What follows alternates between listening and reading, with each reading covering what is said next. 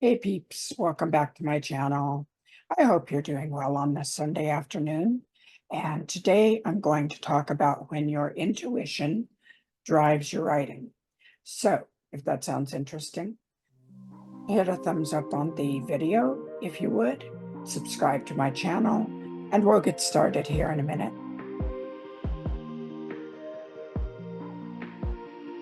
As always, I have my latte with me. Today I have vanilla caramel, sugar-free, triple shot as usual. And you're going to find my voice is a little squeaky. I think we're headed into the smoke season here. Joy, oh joy. I hate smoke season. I hate that we have a smoke season now. But it doesn't hurt, so I will try to get through this as quickly and as coherently as possible. As you know, not long ago, I was talking about how I'm moving over to different genres, going to leave urban fantasy behind for a while because it's not selling as well, which it is at a low ebb. But my subconscious decided otherwise. So I'm going to talk a little bit about how the new pre-order came to be and following your intuition. So yes, I was going to just leave urban fantasy behind for a while. I am shifting over to writing fated mates and romantasy, which I will continue to do. But about 2 weeks ago, I could tell that my strengths were trying to tell me something. Now, I am very active in the Clifton Strengths community of writers, mainly led by Becca Symes. And it has made such a difference on how I work with my process and listen to my intuition. I cannot tell you how much more I know about myself and my writing since I started coaching with her and taking the courses in her Better Faster Academy. It's been a game changer. I highly recommend it. I don't get paid to recommend it. But it's been wonderful for me. It's been eye-opening. So to give you an idea, I will tell you what my top strengths are and a little explanation about some of them that we're going to talk about today. Now, I'm not a coach. I'm not an expert on these in terms of talking about them to other people, but I will give you the understanding that I can. So my top strength is achiever. Number one, achiever, which means I will never be satisfied with what I've done. I will be happy with my books, but I will always want more. I will always want to achieve more, to go further, to write more. For achievers, vacations don't really exist. And this is one reason I don't take much time off. I get antsy and I get irritable and I feel like I need to be doing something. So even during the times I do take off, I'm working on my administration, on my plans. I'm working on setting goals for my business. I have to be doing something goal-oriented or I'm not happy. Second strength is called strategic. And that is always looking for the best way. While it's not on par with my achiever, it's almost there. I'm always looking for the best way to do things. I'm always looking for new opportunities. I'm always looking for something that will tip the scales to better my abilities. Third strength is competition. I'm a very competitive person, which is why I love the Olympics, why I love things like competition shows. And it's not so much competition against others for me, it's competition against myself. How far can I go? How much more can I achieve? I mean, there is the aspect in there of I want to be number one, but I won't let that affect my behavior negatively. High competition people seldom cheat. In fact, we kind of have an honor code within ourselves of, I want to do it the right way. I want to do it honorably. Number 4 is intellection, which is for me, and this works different with everybody. But as my top 4th strength, intellection means I process and I need to process. And for me, it's subconsciously. For a lot of people, they can process on a conscious level. But for me, I need to just put it in the mill and let it process. And at the end, when it's done, it pops out. And I'm like, oh, okay, great. My number 5 strength is significance, which means I want to be known for my work. Significance is a difficult strength to have because it means you want to be up there and you want to be noticed, but you want to be noticed in a certain way. So my 6th strength is activator. I'm always ready for something new, always ready to jump ahead. And that sometimes combined with my 7th strength, which is futuristic, means it feels like I've written the book when I haven't written the book yet. I'll get halfway through the book and it's like, well, it should be done because it's done in my head, even though I don't know at the end of it yet, per se. In my head, I've already written the book. And that can be a difficult thing, except futuristic also lends itself to long vision. I can see into the future to some degree. I can see patterns. I can see paths that look like they're the best to take. Futuristic works with strategic quite often. Okay, number 8 is individualization, which means I have to do things my way. I am not someone who can do them just like everybody else.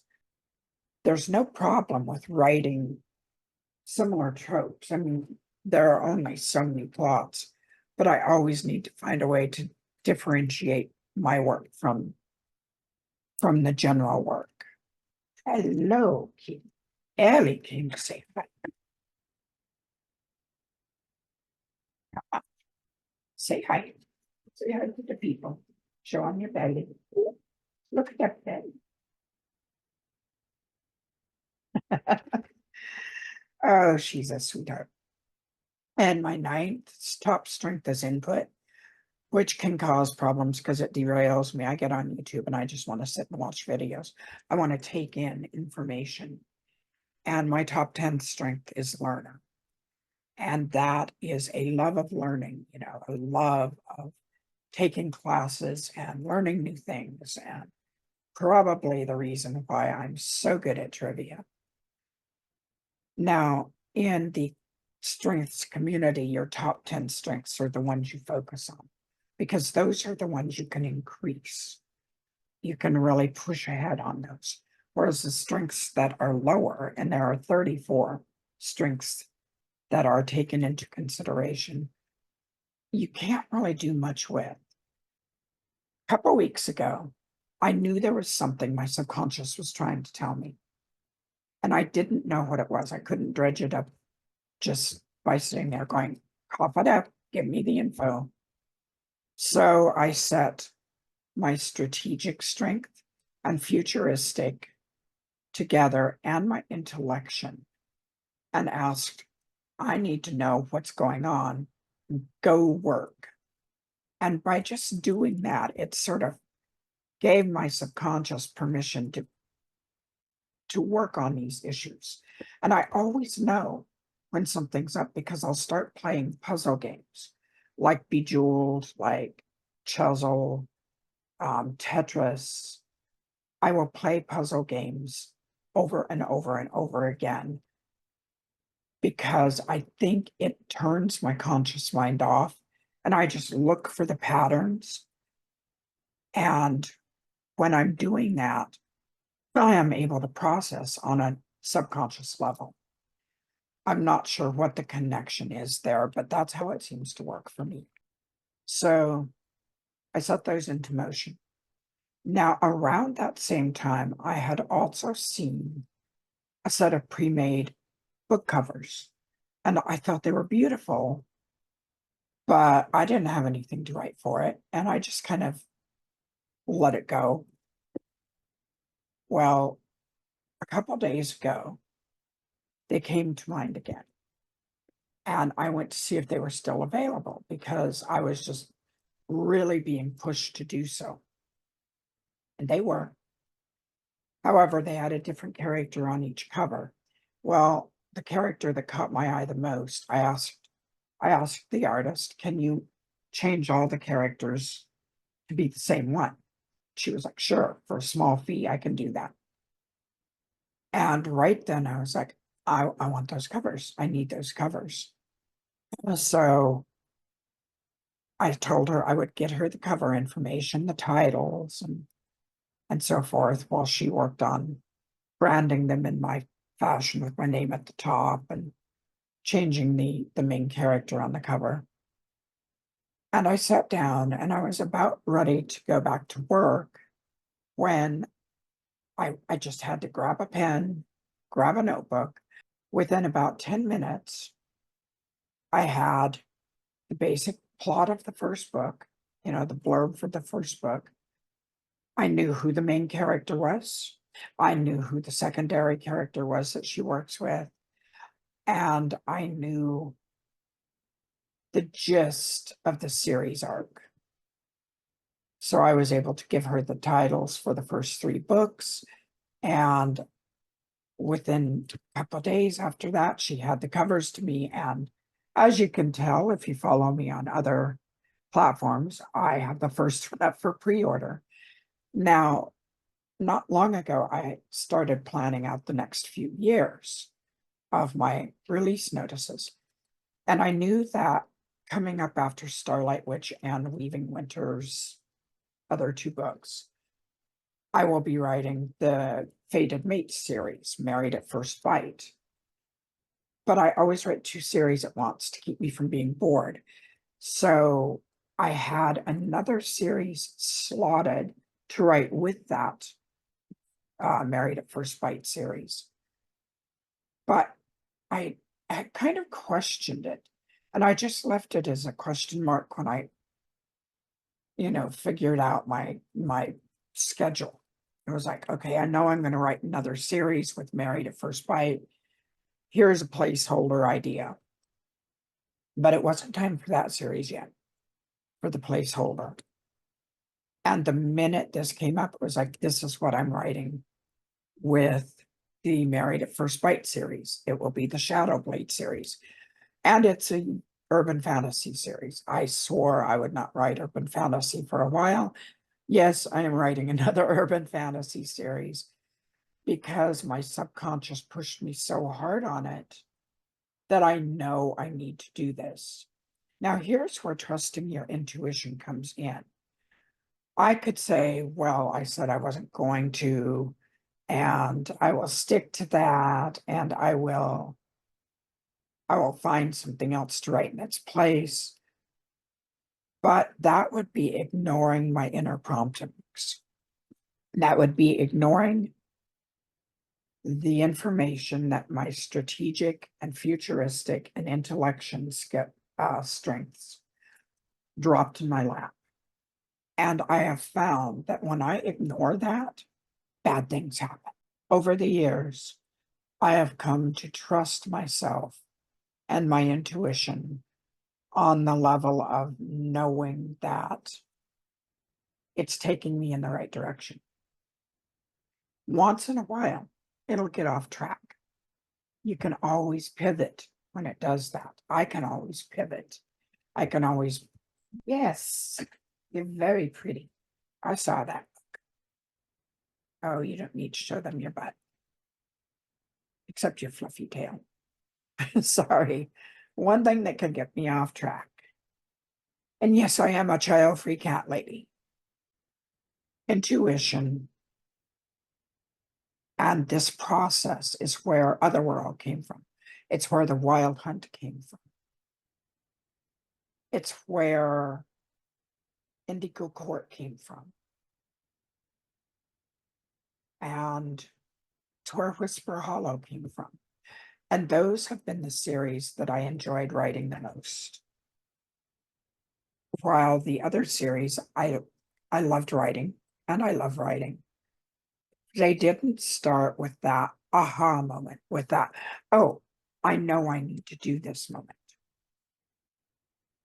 And those series that I followed my intuition on, while some of them didn't sell quite as well, they satisfied me on such a deep level as a writer, as an artist, that they were necessary for my growth. And they either did very well and helped me grow as a writer, or they maybe didn't do quite so well at the cash register, but they also helped me grow as a writer. And this is one of those cases. This is that same feeling. It's like this, what will be the Shadow Blade series. It was dropped in my lap with just such a resounding, I must write this, that I need to pay attention. Now, I know I get a lot of questions about how do you trust your intuition? How do you know what is intuitive and what is either wish fulfillment or following the crowd, thinking I should join this too? And that's a hard question to answer because there's no absolutes. I will tell you that when your gut will not let something go, when you latch onto something and you just have that internal, I must write this, or I must paint this, or I must create a song in this manner, then you are best to follow it. And that could even go for other types of businesses too, I think. When you have those internal pushes and drives, it's like, in my opinion, it's this direct connection with the universe and with your destiny and with your fate. I don't believe everything is predestined. I don't believe everything is fated to be. However, I believe that some things are. And that if you listen to that part of yourself that says, this is important for me to do, this is vital for me to do, then you are more apt to find growth out of it and find success out of it. Trusting your intuition. It's a skill that I think you learn through practice. And you start small. Pay attention to your intuition on small things. Should I have this or should I have that? Oh, I need to eat this. And you eat that and it makes you feel better and it makes your body feel better. I need to go do this today. And you do that and you find out that you're just in time for something else because you showed up for one thing, but something else presented itself at that time. Pay attention to all the times when your gut feeling was right. Start listening and even jot them down. I had a feeling I should make brownies for a bake sale, and I did. And I met someone who owns bakery who loves my brownies, and now she's going to have me come in and make them. There are infinite instances for your intuition to work. You just have to watch. You just have to be observant. And I think that observant nature helps your intuition work even better. Every time you pay attention and notice when your intuition works and acknowledge it, you give it power to work even stronger. So I guess the long story short is my writing is intuitionally driven. So I am very busy revamping things, creating new marketing ideas, planning and gearing up for this new series and the Married at First Bite series, which, yes, I watch Married at First Sight. I've watched every season of it. And I've wanted to do a Married at First Sight sort of series, but paranormal. So I guess that's it. I'm going to leave it here today. I will be talking about editing as an intuitive writer, hopefully next week. And I will be dropping some of the pre-order links, the new pre-order link in the description box, and showing you the new cover. And yeah, I'm excited actually. I'm feeling enthusiastic and ready to go again. And I will be having another romantasy series probably later next year after the Winter Spell series is done, which books 2 and 3 will be out before the end of the year, so that you will have the complete series or complete trilogy. And I guess that's it for now. If you have any questions about intuitive writing or writing in general, drop them in the comments. I can't teach you how to plot. I can't teach you how to write, but I can talk to you about the process. And I hope you have a great week, and check me out over on Patreon, where I give a lot more content for my readers, both free and paid tiers. Oh, and also I will be doing a couple release parties, yeah, on my Facebook group and in another Facebook group I'm part of. And I will talk to you later. Have a great week. Have a great life, and stay healthy and safe. Bye.